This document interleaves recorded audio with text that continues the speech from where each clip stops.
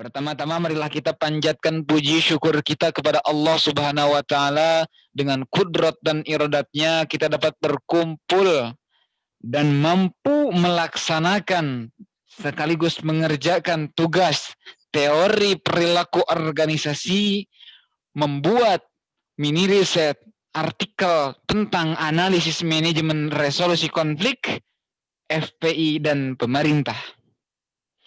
Tapi sebelum masuk ke konflik, apa sih konfliknya? Maka kita harus tahu dulu apa itu konflik. Konflik berasal dari kata kerja Latin yang berkata astagfirullahaladzim. Konflik berasal dari kata kerja Latin configere yang berarti saling memukul.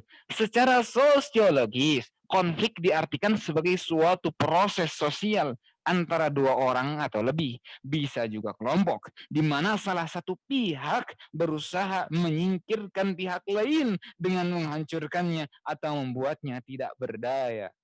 Dan konflik juga dapat diartikan sebagai hubungan antara dua pihak atau lebih, individu atau kelompok yang memiliki tujuan atau kepentingan yang berbeda.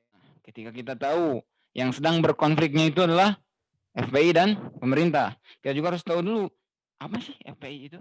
Front Pembela Islam, yang didirikan oleh Imam Besar Habib Rizik Syihab dan beberapa habib dan ulama mendirikan organisasi ini pada tahun 1990 di Petamburan. Dan organisasi ini bentukan Habib Rizik memiliki visi dan misi menerapkan syariat Islam secara kafah di bawah naungan khilafah Islamiyah. Konflik FPI dan pemerintah. Nah, apa sih konfliknya? Meskipun kita tahu bahwa banyak konflik-konflik FPI dan pemerintah itu, dan kami dari kelompok 2 mengambil salah satu kasus mengenai apa?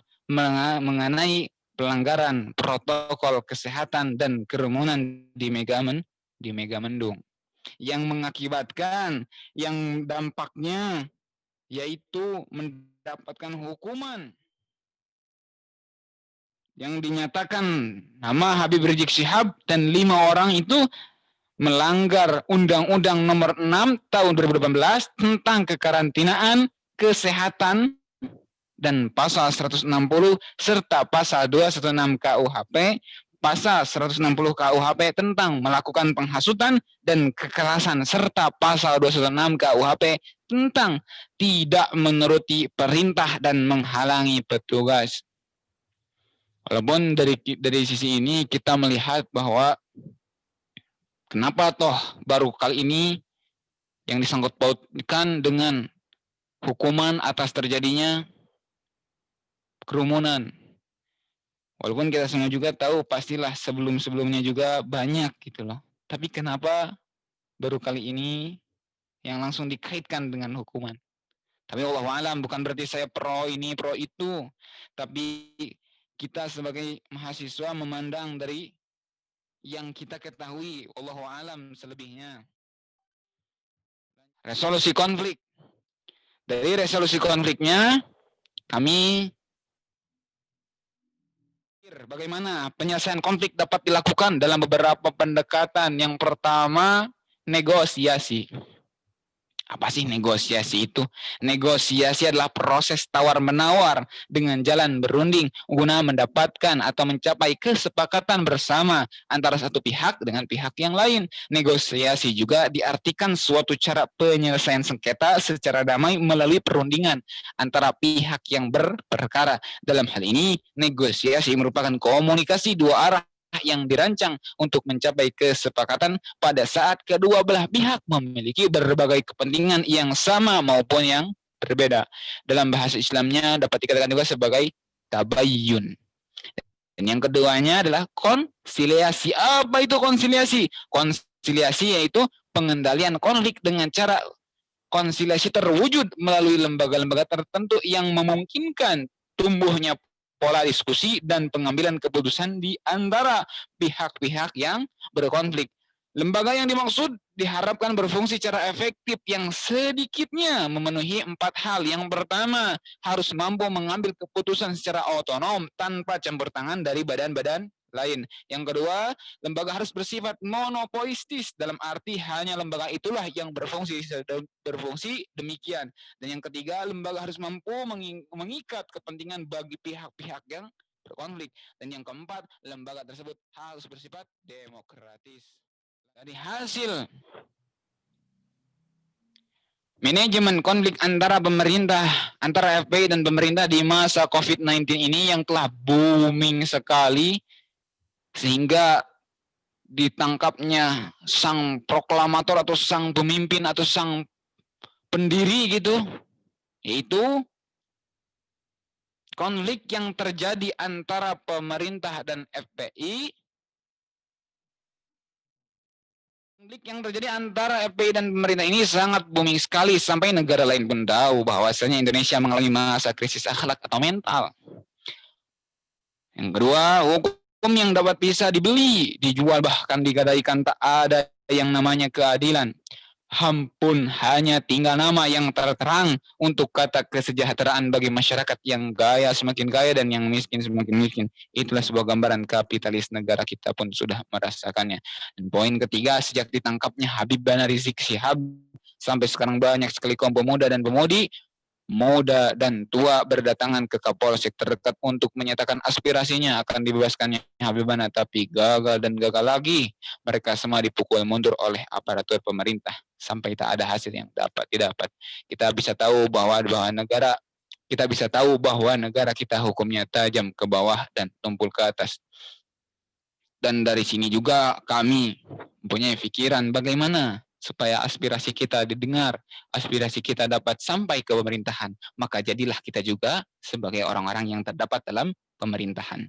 Supaya kita didengar oleh seseorang yang mempunyai power, supaya kita mempunyai juga mempunyai suara yang bisa didengar, maka kita juga harus terdapat dalam bagian itu. Ketika ingin suara kita didengar oleh pemerintah, maka jadilah kita juga, atau walaupun tidak jadi sebagai orang-orang pemerintahan, maka dekatilah gitu. Maka ketika udah di dalam, didengar. Lalu masuk ke dalam hubungan antara tanggapan pemerintah terhadap kerumunan FPI dengan hasil manajemen resolusi konflik melahirkan sebuah resolusi. Yang pertama adalah fatwa penahanan. Yang kedua, kecintaan terhadap Indonesia. Yang ketiga, kedamaian agar tidak terjadi pertumpahan darah.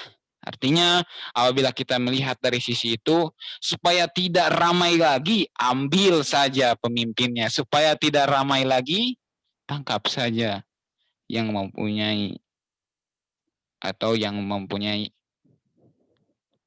organisasi tersebut.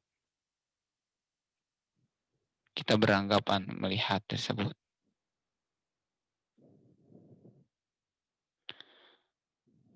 Maka kesimpulannya, untuk mengatasi permasalahan tersebut perlu adanya manajemen resolusi konflik agar kedua belah pihak tidak ada yang dirugikan.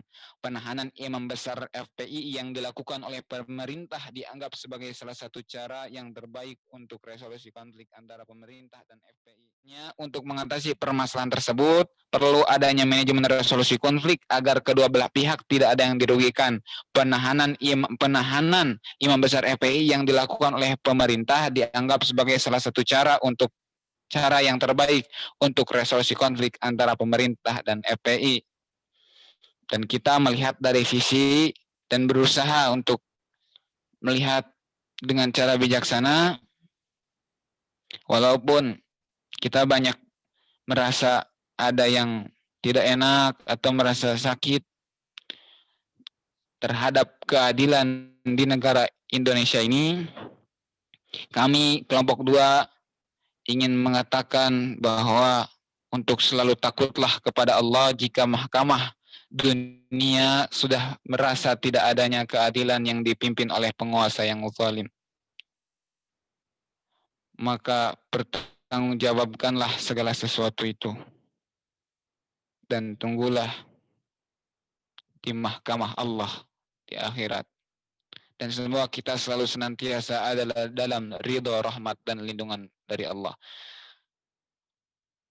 Mohon maaf atas segala kekurangannya. Sekian. Akhirul kalam. Allahul muwafiq illa aqwamit tariq. Wabillahi taufiq wal hidayah. Wassalamualaikum warahmatullahi wabarakatuh.